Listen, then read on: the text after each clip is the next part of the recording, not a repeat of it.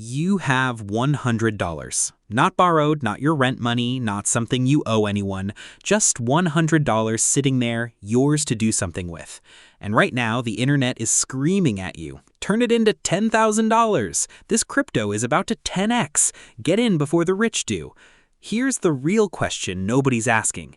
What if the first move you make with that $100 tells you everything about whether you'll ever be wealthy? Not because of what you buy, but because of what you decide to understand. Let's talk about Marcus. Marcus is 24, works a logistics job outside of Columbus, Ohio. He's not broke, but he's not building anything either. One Friday, in March, he gets a $100 bonus on his paycheck. Small, but real. He opens YouTube. Within 3 minutes, he's watching someone in a Lamborghini tell him to put it all into a micro-cap biotech stock before earnings.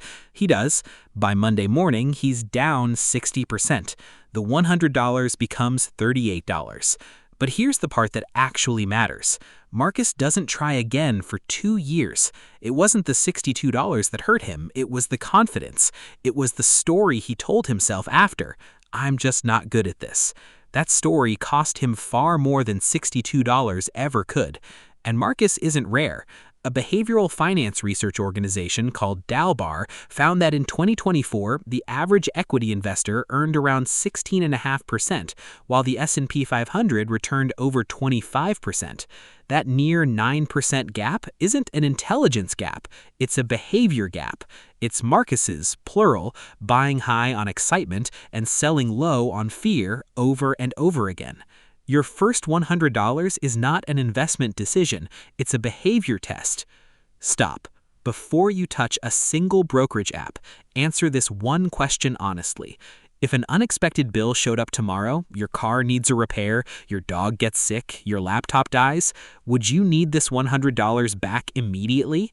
Because the Federal Reserve published data showing that when faced with an unexpected $400 expense, only about 63% of American adults could cover it with cash or existing savings.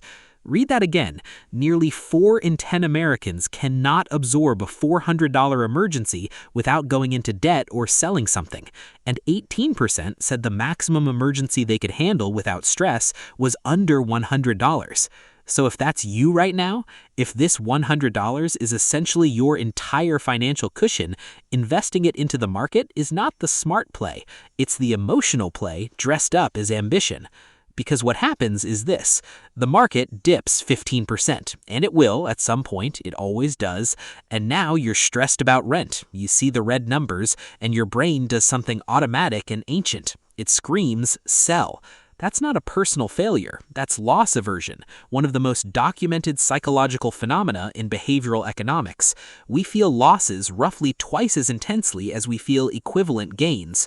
The market didn't hurt you, your unpreparedness created the conditions for you to hurt yourself. This is where the Decoded framework starts. 3 buckets in order.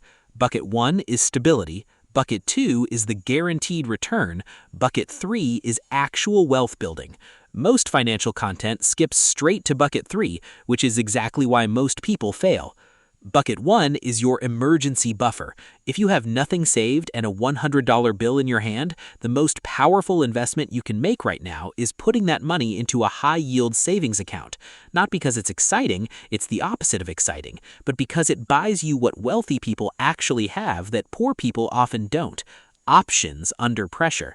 When financial stress hits, your brain doesn't analyze compounding returns. It looks for the nearest exit.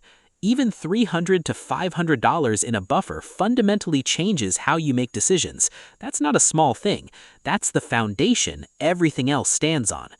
Bucket 2 is the guaranteed return nobody talks about because there's no app for it. If you're carrying credit card debt at 22, 24, 26% interest, and the average American credit card rate in recent years has crept above 20%, then paying that debt down is mathematically the best investment available to you right now. The stock market has historically returned around 10% annually before inflation over long periods, maybe 6 to 7% after inflation in real terms. Your credit card is charging you 24% guaranteed. There is no ETF, no index fund, no diversified portfolio that offers you a risk-free 24% return. paying down high-interest debt is that return. It just doesn't feel like investing because nothing goes up on a screen.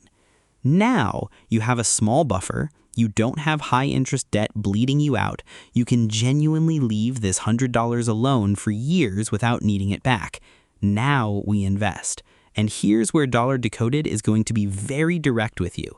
Your first $100 should not go into a single stock, a trending crypto token, or anything someone on social media is calling a once-in-a-generation opportunity. Not because those things can't go up, sometimes they do, but because that's not investing. That's speculation dressed in the language of investing, and the difference matters enormously for how you build the habit. The smartest starting point is a low-cost, broad market index fund, a total U.S. market fund, an S&P 500 index fund, or a target date fund. Here's why this isn't settling, it's actually the sophisticated move. Research comparing actively managed funds to simple index funds has consistently shown that over long periods, the vast majority of professional fund managers underperform their benchmark index. These are people with Bloomberg terminals, research teams, and decades of experience. If they can't reliably beat the market, the math of a beginner trying to do it with a $100 trade doesn't hold. Buying the market at low cost isn't the lazy strategy. For most people, it's the winning one. The exact steps look like this. Open a brokerage account. In the US, many platforms now have zero minimums and allow fractional shares, meaning your $100 can buy a piece of a fund regardless of its per-share price. Choose one fund. Don't build a portfolio yet. One fund. Invest the $100. Then, and this is the real secret, set up an automatic contribution, even $20 a week, even $50 a month, because here's the math that should reframe everything for you. $100 invested once at 7% annual growth over 30 years becomes about $760. That's fine, but it's not life-changing. However, $50 per month invested consistently for 30 years at that same return becomes roughly $60,000. Same rate, dramatically different outcome. The variable isn't the market, it's the habit. One last thing that almost nobody explains clearly. Fees are wealth transfer mechanisms that work against you invisibly. Some actively managed funds charge around 1% annually. Many index funds charge 0.05% or less.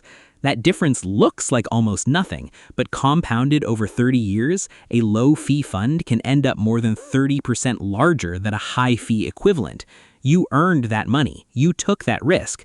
Fees are the quiet tax on your future self, and the financial industry is counting on you not doing this math. So, here is the full picture. If you have no emergency savings, your $100 builds the foundation. If you're carrying high-interest debt, your $100 earns a guaranteed return by paying it down. If you're stable and can leave the money alone, your $100 goes into a low-cost index fund. You automate what comes next, and you let time do what neither you nor any fund manager can do better, compound quietly in the background. The people who build real wealth aren't necessarily smarter. They understand the system, they remove the emotion, and they stay in long enough for the math to work. If this breakdown hit differently and you want to keep understanding money the way they never taught you in school, please like the video so that it reaches the right audience, and subscribe to Decoded. We decode the psychology, the systems, and the real mechanics behind wealth, so you stop reacting to your finances and start understanding them, one video at a time. See you in the next one.